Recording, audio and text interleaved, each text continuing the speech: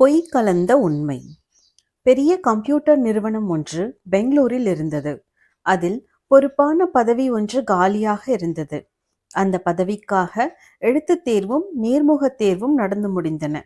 2 பேர் ஒரே அளவிலான மதிப்பெண் பெற்றிருந்தனர். நிர்வாகி அவர்கள் இருவரையும் அழைத்தார். உங்கள் இருவருக்கும் பேச வாய்ப்பு தருகிறேன். நீங்கள் எதை பற்றி வேண்டுமானாலும் பேசலாம். உங்கள் பேச்சில் பொய் இருக்க வேண்டும். யாராலும் கண்டுபிடிக்க இயலாத பொய்யாக அது இருக்க வேண்டும். அந்த பொய்யை நான் கண்டுபிடித்து விட்டால் உங்களுக்கு இங்கே வேலை இல்லை.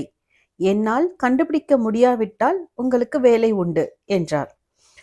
முதலாம் அவன், நான் கணிதத்தில் மிகுந்த ஈடுபாடு கொண்டவன். தேர்வில் பலமுறை 100க்கு 100 மதிப்பெண் பெற்றுள்ளேன். புதுமுறை கணித தேர்வு ஒன்று எழுதும் வாய்ப்பு எனக்கு கிடைத்தது. அதில் ஒரு மதிப்பெண் தவறானால் பெற்ற மதிப்பெண்ணின் 3 மதிப்பெண்ணை குறைத்து விடுவார்கள். அனைத்து கேள்விகளுக்கும் விடை எழுதியே தீர வேண்டும். அப்படிப்பட்ட தேர்வு எழுதியவர்களில் அதிக மதிப்பெண்மை பெற்றவன் நான் தான்.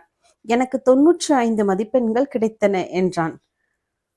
உடனே நிர்வாகி, இந்த முறை தேர்வில் ஒரு மதிப்பெண் தவறானால் 3 மதிப்பெண்கள் குறையும். ஆகவே 3 3ஆகத்தான் மதிப்பெண் குறைந்து கொண்டு வரும். 97, 94, 91 இப்படித்தான் மதிப்பெண்கள் பெற வாய்ப்புண்டு. 95 மதிப்பெண்கள் என்று நீ சொன்னது பொய். அப்படி மதிப்பெண்கள் பெற வாய்ப்பே இல்லை என்றார். தான் சொன்ன பொய்யை கண்டுபிடித்து விட்டாரே என்று ஏமாற்றத்துடன் அங்கிருந்து சென்றான் அவன். அடுத்ததாக 2ஆம் அவன், நான் ஒரு முறை நீண்ட தொலைவு ஓடும் ஓட்டப்பந்தயத்தில் கலந்து கொண்டேன். என்னையும் சேர்த்து 8 பேர் அங்கே இருந்தோம்.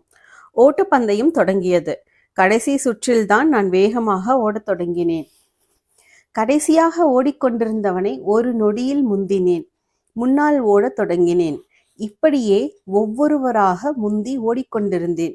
2ஆவதாக ஓடிக்கொண்டிருந்தவனை நெருங்கினேன்.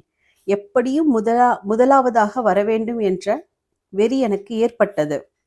எங்கிருந்துதான் எனக்கு அவ்வளவு வேகம் வந்ததோ தெரியவில்லை. வெற்றி இலக்கை நெருங்கும் நேரத்தில் மின்னலை போல பாய்ந்தேன். வேகமாக ஓடிக்கொண்டிருந்த அவனை முந்தினேன். முதலாவதாக வந்தேன். எனக்கே முதல் பரிசு கிடைத்தது. நான் சொன்ன இந்த நிகழ்ச்சியில் ஒரு பொய் அல்ல, 2 பொய்கள் உள்ளன. முடிந்தால் கண்டுபிடியுங்கள் என்றான். நிர்வாகியும் எப்படியோ சிந்தித்து பார்த்தார்.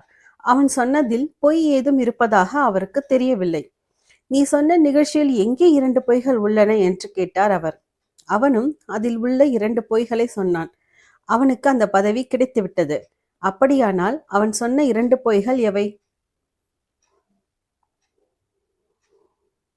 என்ன நண்பர்களே, இந்த கதைக்கு சரியான விடையை கண்டுபிடிச்சிருப்பீங்கன்னு நினைக்கிறேன். உங்க சரியான விடையை எனக்கு கமெண்ட்ஸ்ல ஷேர் பண்ணுங்க.